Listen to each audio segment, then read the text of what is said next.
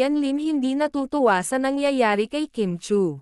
Nang maghiwalay nga si Kim Chu at Sian Lim ay wala na silang pakialam sa isa't isa, ngunit bakit ngayon daw ay parang umaalma si Sian Lim sa mga manliligaw ni Kim Chu, katulad na lamang ni Jake Ejercito na matagal na rin palang may lihim na damdamin sa dalaga. At ito nga si Paulo Avellino na binakuran na ng husto si Kim Chu na ayaw naman lang niyang mawalay sa kanyang paningin. Nakarating sa amin na sa isang interview daw ay nagsalita si Sian Lim tungkol sa mga manliligaw ni Kim at nagbigay babala pa ito.